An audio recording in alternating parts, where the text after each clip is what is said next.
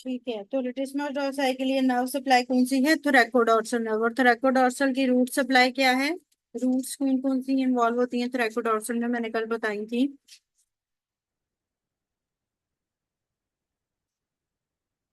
किसी को याद है?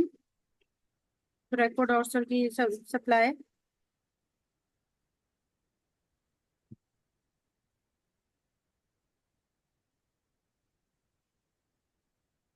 जी डॉक्टर अनीला, थोरैकोडोर्सल की नर्व सप्लाई रूट याद है?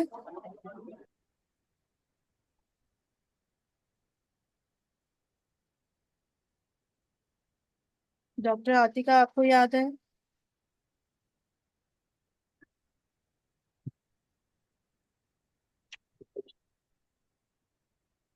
किसी को नहीं याद आ रही? C6 C7 C8। Very good, C6 C7 C8, ठीक है।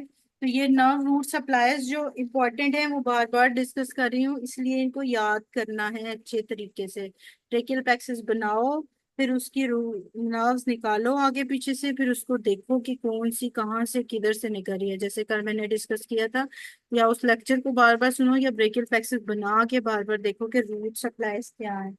Question number 213. A patient has lateral chest wall blow injury beneath the right arm, after which the vertebral column of the scapula become prominent and move posteriorly. तो scapula की damage के साथ कौन सा muscle है winging of scapula में? Serratus anterior. Serratus anterior muscle को nerve supply कौन सी करती है? सॉल्ट के Long mnemonic thoracic. Long thoracic nerve. Very good. उसके बाद है question number 214. A female suffering from the breast carcinoma, investigation after surgery, it is found that mats found in the vertebra. तो पहले किधर जाएगी? एंटीरियर एक्सिलरी में या pectoral, फिर उसके बाद दूसरी बात आएगी, ठीक है। तो पहले क्या जाएगा? Anterior axillary. फिर अगर एंटीरियर एक्सिलरी की ऑप्शन ना हो तो हम उसको पेक्टोरल कहते हैं बाद में। ठीक है। Question number 215. Which of the most commonly absent congenitally, तो कंजेंटली टीरेज माइनर जो होती है वो ये मोस्ट कॉमनली एब्सेंट होते हैं। Question number 217. A doctor saw mass on the mammography but could not palpate it. तो ये टेल ऑफ ब्रेस्ट में है, इसकी वजह से जो है ये palpate नहीं कर पा रहा, ठीक है। तो टेल ऑफ ब्रेस्ट के साथ हमने कल एक वो पढ़ा था। कौन से लिम्फ नोड्स होते हैं टेल ऑफ ब्रेस्ट में?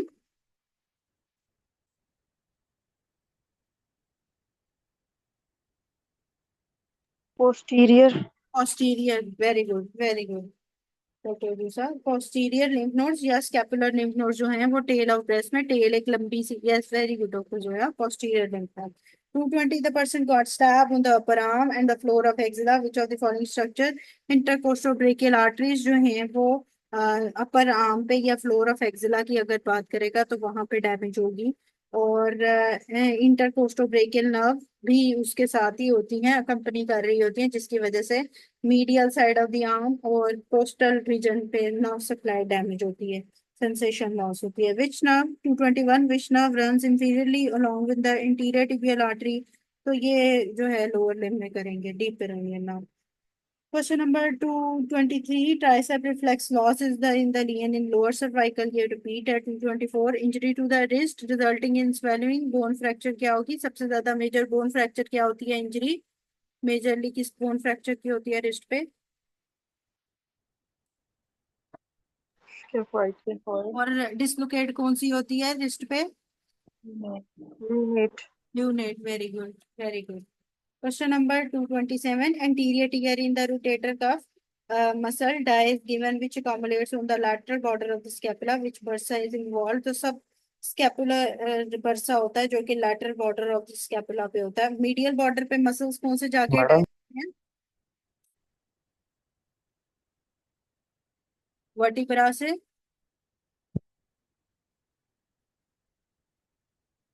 मसल्स कौन से अटैच होते हैं मीडियल बॉर्डर पे? मैंने भी थोड़ी देर पहले बताया।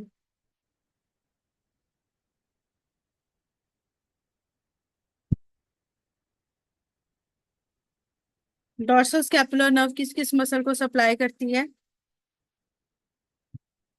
Rhomboid. Rhomboids and other is the levator Levator scapula. और लंबॉइड किधर किधर से लगते हैं? वर्टिब्रा से जाके मीडियल बॉर्डर ऑफ स्कैपुला पे, ठीक है। और लैटरल बॉर्डर ऑफ स्कैपुला की अगर बर्सा की बात करेगा तो सब कैप्सूलर बात करेगा। ठीक है। क्वेश्चन। मैडम ये 224 जरा दोबारा बता दें कि ये लूनेट बोन जो है इसकी नर्व सप्लाई क्या होगी। ल्यूनेट के लिए नर्व सप्लाई की बात नहीं मैंने की, ल्यूनेट के लिए मैंने बात की है डिसलोकेशन की। जो सबसे जी जी ज्यादा मैडम बोन वो फ्रैक्चर यस हो। मैडम इसका भी इसका अगर नर्व एमसीक्यू सप्लाई रहा की हुआ है बात कि नर्व करो, का। अगर तो नर्व सप्लाई की बात करो तो ये तो आप डॉक्टर अब्दुल रहमान, अब आप खुद बताएंगे। मैं आपसे रिस्ट की वो शेयर करती हूँ, आप मुझे बताएं कौन कौन सी नर्व कहाँ पास करती है। एक मिनट रुक जाए। ये तो कल भी हमने डिस्कस किया था कि अगर इधर से नर्व कोई पास करेगी तो क्या होगा, कौन सी डैमेज होगी।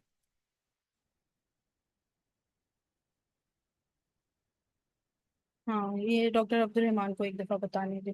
जी डॉक्टर अब्दुल रहमान, मुझे बताइएगा कि अगर मैं यही बात करूं यहाँ पे कि इसके फॉइड इधर है और ल्यूनेट जो है वो मिड में है बिल्कुल, तो इधर से कौन सी नर्व पास करती है और सिंड्रोम किसको हम कहते हैं।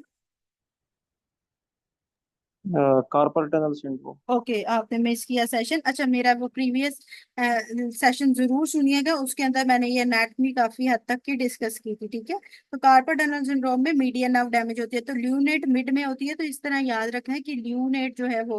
और अगर मैं पिसिफॉर्म बोन और हेमेट बोन ये दोनों देखिए लैटरली पड़ी हुई है, अगर यहाँ पे अगर मैं इन दोनों की डैमेज की बात करूँ तो कौन सी नर्व जाएगी डॉक्टर अब्दुल रहमान, आप ही बताएं प्लीज। रेडियल। सॉरी, कौन सी nerve. Radial madam. Madam radial. नहीं नहीं, ये उंगली, छोटी उंगली की तरफ की बात है। हेमेट और पीसी अच्छा फॉर्म। अच्छा। Ulnar ulnar sorry ulna nerve, very madam. Good. और अगर मैं स्केफॉइड की बिल्कुल बात करूं तो आर्टरी और नर्व कौन सी यहाँ पे मेनली जा सकती है। आर्टरी कौन सी जा सकती है। अल्नर आर्टरी, स्केफॉइड बोन की बात करूं, आर्टरी कौन सी जा सकती है। Radial art. Radial artery, very good. ठीक है, क्लियर हो गया इस बात का। मैडम ये लूनेट आपने कहा कि अल्नर नर्व है नहीं, सॉरी क्या पेट में बताया था आपने। असल में नहीं। मैडम ये फर्स्ट एड में इसका लिखा हुआ है लूनेट का कि ये अल्नर नर्व है, लेकिन रफी में जो है इसका अलग वो लिखा हुआ है ऑप्शन। फर्स्ट एड में। उन्होंने यस मैडम उन्होंने ये निमोनिक दिया हुआ है लू। So L for lunate, so U for ulnar nerve, लेकिन रफी में इसका जो है वो ऑपोजिट मैडम लिखा हुआ है। फर्स्ट एड को मैं देख के आपको बता सकती हूँ, मैंने फर्स्ट एड, वैसे तो मैंने भी पढ़ी हुई है फर्स्ट एड, लेकिन फर्स्ट एड का देख के मैं आपको ये गाइड कर दूंगी। यूनेट मिड में होती है, जब डिसलोकेट होती है तो कार्पल टनल सिंड्रोम से मेनली मीडियन नर्व जाती है। ठीक है। अगर वो पोस्टीरियरली, हाँ अगर वो इंटीरियरली डिसलोकेशन की बात करें तो कार्पल टनल सिंड्रोम या फ्लेक्सर रेटिनाकुलम में मैं बात करूँ तो उसके ऊपर से अल्नर नर्व भी पास करती है। लेकिन क्योंकि अल्नर नर्व की सप्लाई मोर लैटरली होती है तो इसलिए अल्नर नर्व के साथ पिसिफॉर्म बोन और हेमेट बोन की डिसलोकेशन या फ्रैक्चर की बात करता है। और जो मीडियली अगर मैं बात करूं और मिड में बात करूं तो ल्यूनेट या स्केफॉइड बोन्स इसके साथ मीडियन नर्व की बात करता है ज्यादा। ठीक है। अभी आप यही याद रखें कि जो मीडियली साइड को है वो मीडियन नर्व है, लैटरली को अल्नर नर्व है, और रेडियल जो है वो डॉर्सल ऑफ द हैंड पे मेनली। Excuse me ma'am. जी। मैम अल्नर मीडियम साइड पे नहीं होगी, हाँ, पाम के। मीडियल साइड पे ही होती है ना। और सॉरी, वो मैं उल्टा बोल रही हूँ, मीडियल साइड पे अल्नर। हाँ हाँ, मैं कर देती हूँ। ठीक है ठीक है, वो थोड़ा सा मेरे से भी हो गया confuse, sorry for that. Medial side पे अल्नर है, लेटरल साइड पे मीडियल है। ठीक है, ये तो पाम पे पता ही है सप्लाई, तो जो बोन्स के सही हिसाब से है वो भी उसी तरह ही करना है। स्केफॉइड बोन अगर जाएगी तो मीडियन नर्व है, अगर पीसी फॉर्म हेमेट बोन है तो अल्नर नर्व है, ल्यूनेट डिसलोकेट करती है और कार्पल टनल के सिम्टम्स देते हैं तो मीडियन नर्व है। ठीक है, क्योंकि वो भी मिड में ही है। क्वेश्चन नंबर 2, कौन सा कर रहे थे हम। 229, adduction after abduction of the shoulder joint along gravity which muscles helps in the adduction of the shoulder. तो मीडियल रोटेशन या एडक्शन के अंदर हमारे पास लेटिस्मस डॉर्साई है। ठीक है। और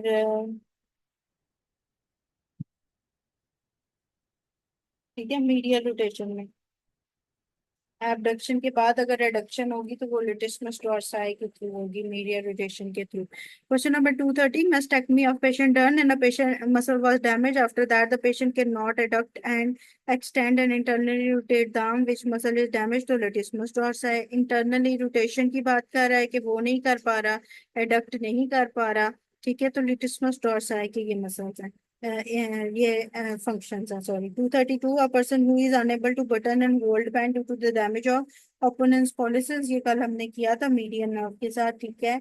उसके बाद जो रिपीट नहीं है, दैट इज द 243, 658 पेज पे। The division of the brachial plexus are place deep to which, तो क्लेविकल के प्लेस डीप होते हैं और डिवीजन होती है ब्रेकियल प्लेक्सस से। मसल कौन सा इन्वॉल्व होता है, मसल बताइएगा, थोड़ी देर पहले हमने डिस्कस भी किया था। Spec minor. Check minor. Very good. 247, during anesthesia, supraclavicular part of the brachial plexus block. Which one will be affected? तो trunk affect होगा, supraclavicular trunk होते हैं, और उसके बाद जो है वो rugby team drinks cold tins, तो ट्रंक जहाँ पे सुप्राक्लाविकुलर रीजन में आते हैं, तो कॉर्ड्स किस में आएंगे, एक्सिला में आ जाएंगे, ठीक है। 249, in RTA, damage to the shoulder joint at the lower border of the first rib will likely damage which artery, तो subclavian artery। फर्स्ट रिब के जो बॉर्डर्स होते हैं, ठीक है, उसमें हमने पढ़ा था कि एक्सिलरी आर्टरी और सबक्लेवियन आर्टरी। सबक्लेवियन का कौन सा पार्ट आ रहा होता है फर्स्ट रिब के पॉइंट पे, सबक्लेवियन आर्टरी का, जो कि शोल्डर में भी नास्टमोस करती है।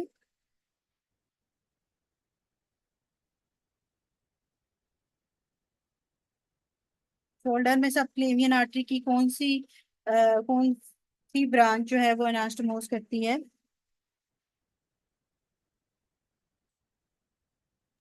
Dorsal scapular artery. Dorsal scapular artery. क्या बात है, आज वो थोड़े लोग जवाब दे रहे हैं, समझ नहीं आ रही है क्या, मुश्किल लग रही है अपन ने,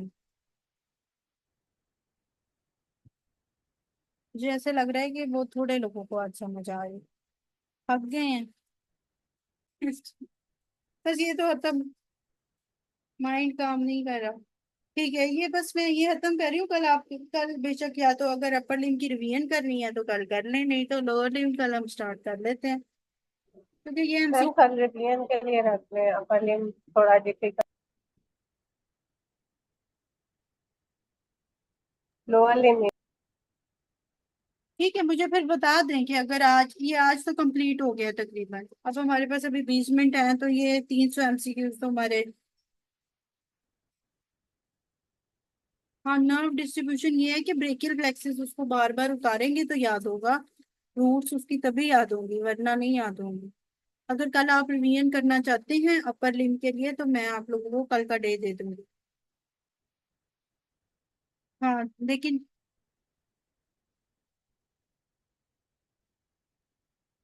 लोअर लिम्ब के भी 2 दिन ही हैं, फिर रह जाते हैं हमारे पास 3 दिन अपर लिम्ब के लिए सर ने दिए हुए थे। रिवीजन है फिर खुद करनी है, खुद बैठ के करें।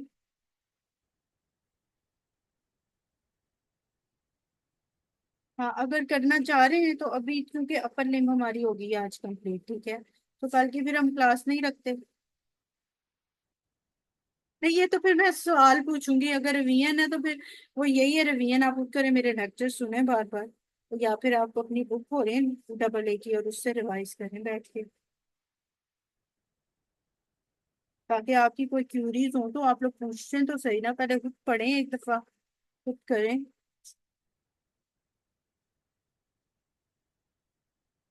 हाँ खुद करें ना, खुद तो याद करना है आप लोगों ने, तो खुद तो करना ज्यादा बेहतर ही है, क्योंकि हाँ खुद याद तो आप लोगों ने याद करना है, मैं तो आपको हेल्प आउट कर सकती हूँ ना, हाँ। चलें ठीक है, ये खत्म करते हैं आज, ताकि कल आप ऐसा करो अपर लिम्ब को बैठ के एक दफा अच्छे से कर लो। डॉक्टर अब्दुल रहमान, आप अगस्त अटेम्प्ट वाले हैं या नवंबर के अटेम्प्ट वाले हैं? जो अगस्त अटेम्प्ट वाले हैं वो तो ऐसी बात ही ना करें, वो तो बिल्कुल भी ऐसी बात ना करें कि एक दिन में ये हो जाएगा वो हो जाएगा, एक दिन में टाइम निकालें, ठीक है। अगस्त अटेम्प्ट वाले जो है ना वो तो सीरियस ले लें अब इस बात को, क्योंकि जुलाई अब स्टार्ट हो गया हुआ है, और ये एक महीना है जिसमें आपने सारा कुछ खत्म करना है और एसकेज अब स्टार्ट होनी है। तो ये तो अब टाइम निकालें ज्यादा, ठीक है, क्योंकि यही टाइम है। अगर इसमें ही आप लोगों ने नहीं करनी ना रिवीजन या नहीं करना पढ़ना, तो फिर एसकेज में भी मुझे अगर अलॉट किया गया तो मैं वो देखूंगी, ठीक है। अभी तो एसकेज नहीं शुरू हो रही, अभी तो आप लोगों का पहले ये सारा ये खत्म होगा एक दफा, ठीक है। तो कल आप लोगों को, चलो ठीक है। 244 injury result in the damage to anatomical snuffbox, unable to move thumb, unable to abduct wrist, which muscles of the extensor compartment is damaged, तो extensor pollicis brevis और abductor pollicis brevis जो है ये mainly. अब anatomical snuff box में ना एक extensor pollicis Brevis होता है, एक एब्डक्टर पॉलिसिस लॉन्गस होता है और एक एक्सटेंसर पॉलिसिस लॉन्गस होता है। ये तीनों मसल्स होते हैं एनाटॉमिकल स्नफ बॉक्स में, ठीक है। तो एब्डक्टर पॉलिसिस लॉन्गस और एक्सटेंसर पॉलिसिस लॉन्गस तो हमने रेडियल नर्व के साथ पहले डिस्कस किए थे। तो ये एक्सटेंसर पॉलिसिस ब्रेविस जो होता है ये भी एनाटॉमिकल स्नफ बॉक्स का ही हिस्सा है, ठीक है। तो ये तीन मसल्स जो हैं वो स्नफ बॉक्स में याद रखने हैं कि अगर आ जाए adductor policies longus, extensor policies longus, APL and EPL, उसके अलावा एबडक एक्सटेंसर पोलिसिस ब्रेविस, तो वो भी स्नफ बॉक्स का ही हिस्सा है। और अगर मैं एबडक्टर पोलिसिस ब्रेविस की बात करूं तो वो किस नर्व के साथ है? Abductor pollicis Brevis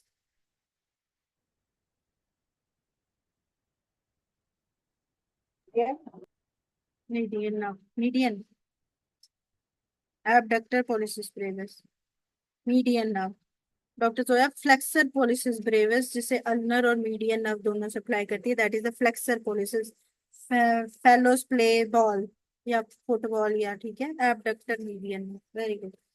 question number 247, during anaesthesia supracapital part of the brachial plexus trunks involve होंगी, ठीक है, ये हम कर चुके हैं। अच्छा, हम कौन से क्वेश्चन पे थे? 250. 250 पे। Patient had injury in the upper arm beneath the axillary area near the floor. What will be damaged? तो intercostobrachial artery, मैंने ये समझा दिया था कि intercostobrachial arteries इन्वॉल्व होंगी। और इसके अलावा जो है वो अगली जो हम बात करते हैं 252, that is the bicep femoris is supplied by, तो ये लोअर लिम्ब का है। 251 रिएडक्टर मैग्नस है, ये लोअर लिम्ब का है, लोअर लिम्ब में डिस्कस करेंगे। उसके बाद है 261, page number 659, fifth metacarpal fracture. जब base of the thumb fracture होता है जिसे फर्स्ट मेटाकार्पल कहते हैं तो वो होता है बेनेट फ्रैक्चर। और जो फिफ्थ मेटाकार्पल जो base of the little finger जब डैमेज होती है तो उसको हम कहते हैं बॉक्सर फ्रैक्चर, ठीक है। तो स्मिथ फ्रैक्चर का भी लिखा हुआ है, तो रेडियस एंड जब सुपीरियरली या इंटीरियरली आ जाता है उसका हेड, तो उसको स्मिथ फ्रैक्चर कहते हैं, और जो पोस्टीरियरली चला जाता है तो उसे कोलिस फ्रैक्चर कहते हैं। तो ये याद रखना, थंब वाली साइड पे बेनेटेक्स होता है, लिटिल फिंगर वाली साइड पे फिस्ट बना के बॉक्सर्स ने खेला होता है, तो फिस्ट के अंदर लिटिल फिंगर को टाइटली लॉक करते हैं। तो लिटिल फिंगर वाली साइड पे अगर डैमेज होगा फिफ्थ फिफ्थ मेटाकार्पल के साइड पे तो बॉक्सर फ्रैक्चर होगा।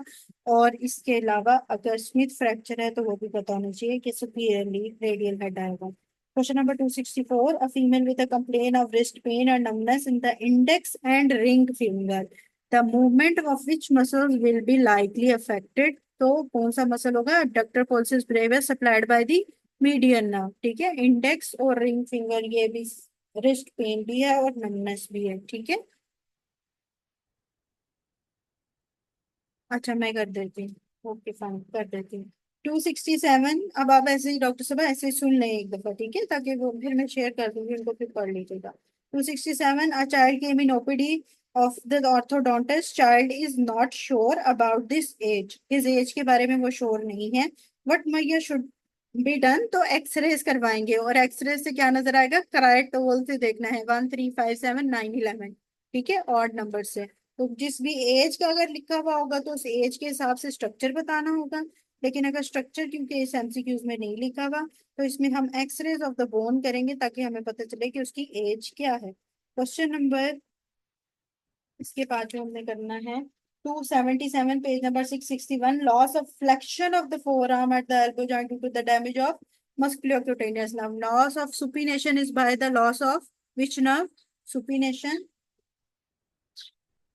Musculocutaneous and radial. Very good.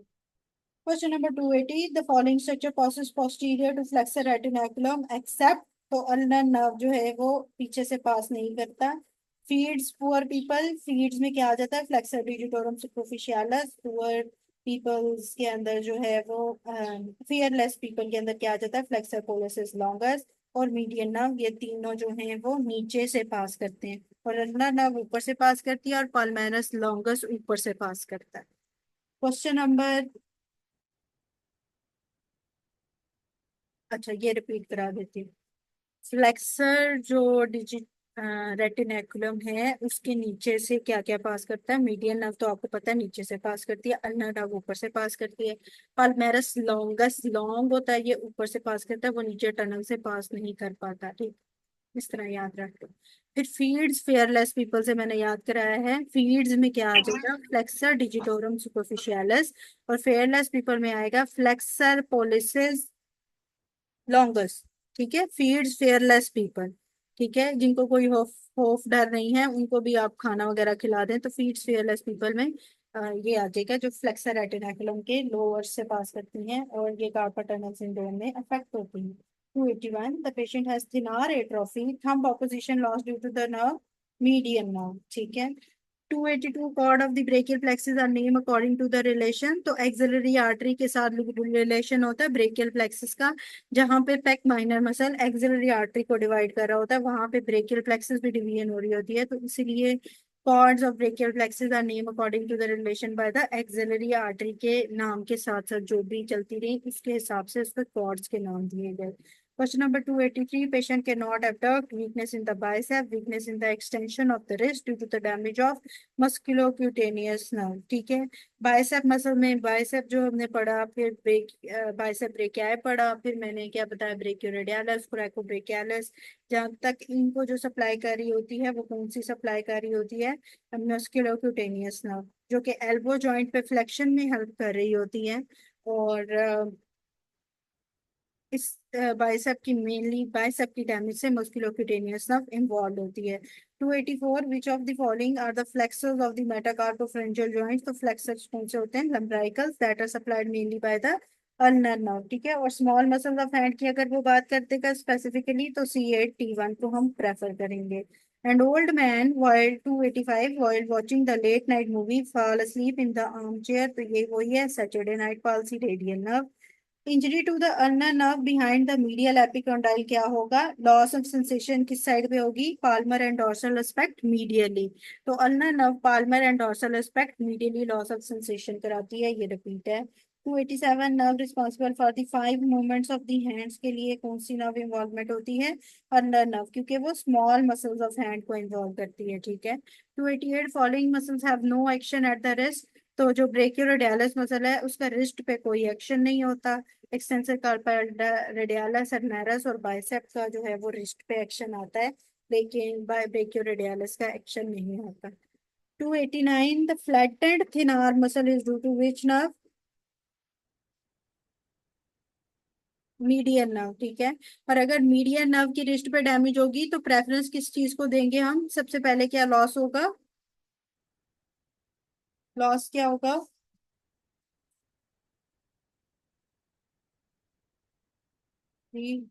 Wrist पे मीडियन नर्व डैमेज होगी तो क्या लॉस होगा? थंब का मसल अपेनियोसिस. सेंसेशंस लॉस होंगी ग्रेटर देन थिनार वेस्टिंग. ठीक है. अगर वो रिस्ट की डैमेज की बात करें और लिखे कि the wrist median nerve at the wrist is damage and it lets to what? तो लॉस ऑफ सेंसेशन फिर थिनार वेस्टिंग. ठीक है. तो याद रखना है कि लॉस ऑफ सेंसेशंस पहले जाती हैं और फिर थिनार वेस्टिंग होती है. ठीक है. तो लीड्स टू थिनार वेस्टिंग या loss of sensation. 290. After trauma to scaphoid bone patient having bleed. तो कौन सी नर्व जाएगी? रेडियल आर्टरी जाएगी. ठीक है. कौन सी आर्टरी जाएगी? Radial artery. Question number 291. Breast of the adult female lies over what? तो सुपीरियर पेक्टोरल फेशिया के ऊपर ब्रेस्ट पड़ी होती है. ठीक है. फीमेल की सुपीरियर पेक्टोरल फेशिया होता है. 292, a man in the RTA had fractured medial side of the clavicle pressing posteriorly on the right sternoclavicular joint. Damage to nearby structure will be done.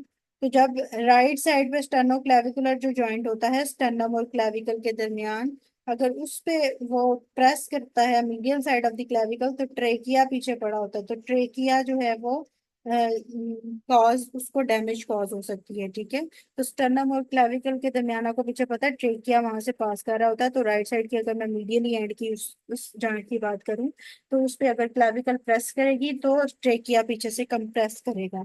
Question number 293, a young female complaining of numbness, paresthesia with a color change in the right hand. There is no wasting of introsea by altered sensation in T1 distribution। तो कौन सी होगी? Right cervical rib. ठीक है, right side की वो numbness की बात कर रहा है और ऑल्टर कलर चेंजेस की बात कर रहा है, मतलब कि ब्लड सप्लाई भी अफेक्टेड है और क्या क्या अफेक्टेड है, सेंसेशन ऑल्टर्ड है बस। तो इसमें कौन क्या क्या जाता है? जो सर्वाइकल रिब होती है सुपरन्यूमररी सर्वाइकल रिब, वो किस किस चीज को डैमेज करती है?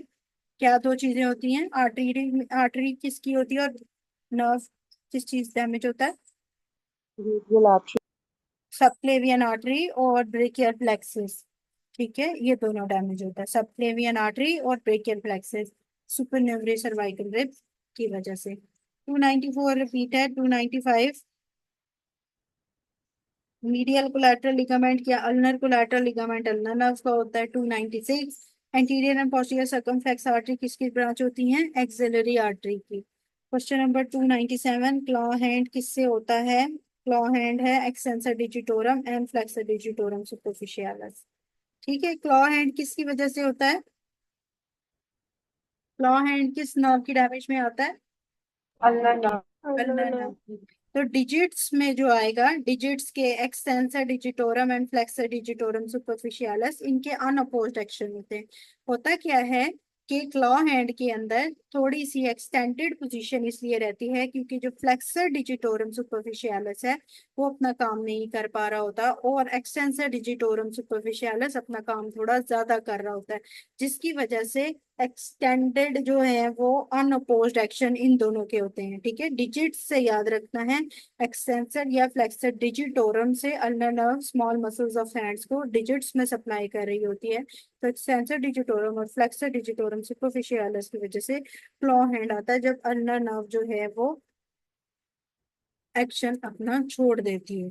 298, clavipectoral fascia is pierced by cephalic vein, ये कर चुके हैं। 299, पावरफुल सुपिनेटर बाइसेप ब्रेकियाई होता है या चीफ सुपिनेटर होता है, बाइसेप ब्रेकियाई होता है। 300, injury below the clavicle above the sternal angle is related to C3 C4। ठीक है, स्टर्नल एंगल और क्लेविकल से चिन से सुप्रा क्लेविकुलर तक C2 C3। ठीक है, और supra and infra clavicular above the sternum point पे अगर बात करेंगे तो C3 C4। 301, latissimus dorsi and subscapularis dorsus scapular nerve repeat है। 302, which muscle fixes the scapula to the medial border of vertical column, तो कौन सा होता है? Rhomboid muscle. रिपीट है। 303, all small muscles of the hand. Repeat है। 304, medial nerve damage to the flexor reticulum, तो क्या होगा? Loss of opposition of thumb. ठीक है, ऑपोजिशन ऑफ थंब सबसे ज्यादा लॉस होती है। abductor pollicis brevis क्यों नहीं? abductor pollicis brevis भी लॉस हो सकता है, लेकिन जो थंब की ऑपोजिशन है, opponens pollicis जो मसल है वो ज्यादा लॉस होता है। ठीक है, तो इसीलिए ग्रिप जो है वो लॉस होती है। Median nerve mainly opponens pollicis muscle के लिए ज्यादा एक्शन कर रहा होता है। ठीक है, उसका मेजर एक्शन होता है। 205, 305, thumb flexion is caused by what? तो deep branch of the ulnar nerve, flexion of the thumb is by the ulnar nerve। Mainly जो फ्लेक्शन जो अफेक्ट कर रही होती है वो सारी अल्नर नर्व से हो रही होती है, लेकिन इंडेक्स फिंगर की जो फ्लेक्शन है अगर उसकी बात करें तो उसमें मीडियन नर्व इन्वॉल्व होती है। ठीक है, याद रखना है इस बात को। और extension of the thumb is by the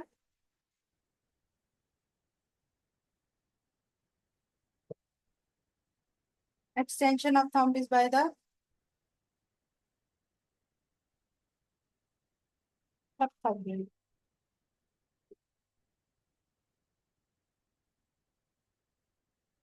extension of thumb कौन सी नर्व करती है? एक्सटेंसर्स में कौन सी? रेडियल।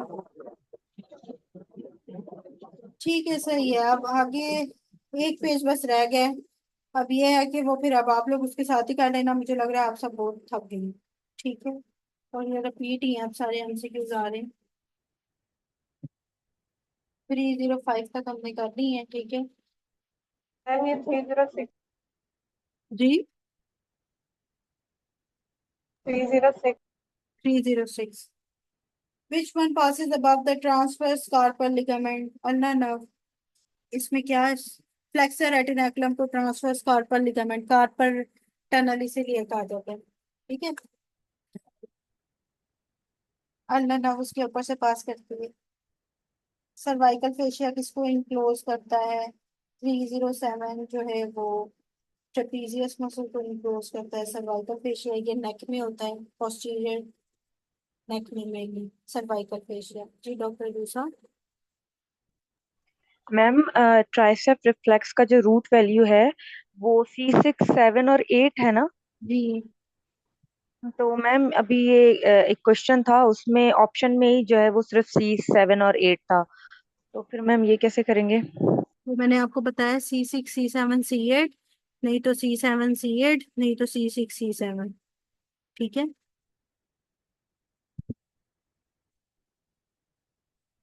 हम्म।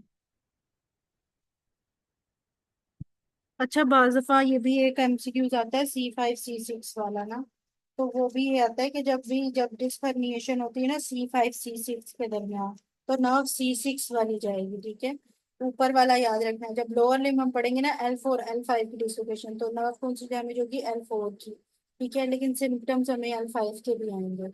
तो उसके अंदर ये है, लोअर लिम्ब में क्या होता है, ऊपर वाली नर्व डैमेज होती है, अपर लिम्ब में लोअर वाली नर्व। C7 जो सर्वाइकल वर्टिब्रास होते हैं ना, वहां तक जो है वो जिस लेवल की बात करता है ना, जैसे C5 C6 की बात करता है, तो उसमें C7 तक ये बात आती है कि उसमें नीचे वाली नर्व डैमेज होती है, ठीक है।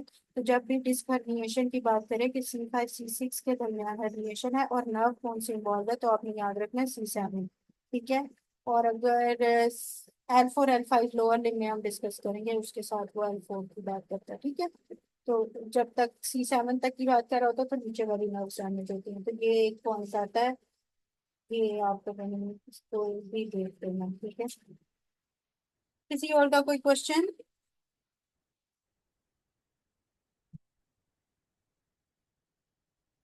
किसी का कोई क्वेश्चन है, समझ आ गई है।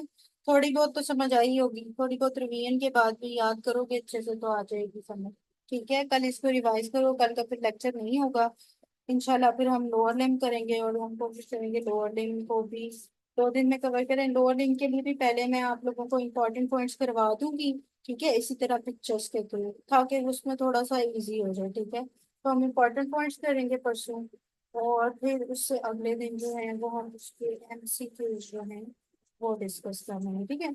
उसके एमसीक्यूज भी 300 तक की हैं, तो वो एक दिन में इजीली हो जाते हैं, तो एक दिन में हम उसके पॉइंट्स डिस्कस करेंगे और एक दिन में हम उसके एमसीक्यूज करेंगे, ठीक है, ओके।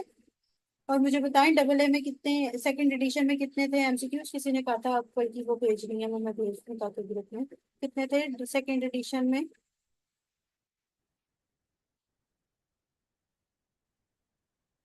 237 मैम। 237, ठीक है, ओके, मैं भेज जी। देती हूँ ताकि ग्रुप में, ठीक है okay ma'am, okay. Thank revision आप लोगों ने खुद कर दी है, डॉक्टर अब्दुल रहमान आपके पास लेक्चर्स पढ़े हुए हैं, आपके पास डबल ए की बुक है, ठीक है। रिवीजन करें, याद करें, रिवीजन का दिन इसीलिए दे रही हूँ ताकि याद करें इसको बैठ के। हाँ जी, जो डबल ए में एमसीक्यूज आए हुए हैं एनाटॉमी के हिसाब से, एनाटॉमी का जो पोर्शन होता है ये पार्ट 1 के पेपर में ज्यादातर आता है। सारी स्पेशलिटी में जो पार्ट 1 के पेपर होते हैं उसमें एनाटॉमी का पोर्शन आता है, और जो एनाटॉमी का पोर्शन इसमें डिस्कस किया हुआ है डबल ए में, ये इम्पोर्टेंट है बहुत। ये जितना भी डिस्कस किया हुआ है डबल ए रफी में इम्पोर्टेंट है, ठीक है। और डॉक्टर हसीब भी आप लोगों को जो चीजें करा रहे हैं उसको नोट डाउन करें, क्योंकि ये इंपॉर्टेंट टॉपिक्स हैं, और इन्हीं के इर्द ही आपके पास एमसीक्यूज आएंगे, या हो सकता है बिल्कुल सेम स्टैम्प से, ठीक है। सेम स्टैम्प भी आ जाती है, बिल्कुल सेम स्टैम्प एनाटॉमी के हिसाब से, ठीक है। लेकिन जितने ये एमसीक्यूज है ये तो आपको आने चाहिए, ठीक है। चलिए ठीक है, कल रिवाइज कीजिएगा इसको अच्छे तरीके से, परसों इंशाल्लाह हम लोअर लिंक स्टार्ट करेंगे, और फिर जो है वो हम आगे फर्दर इसके साथ चलेंगे। ओके जी, अल्लाह हाफिज।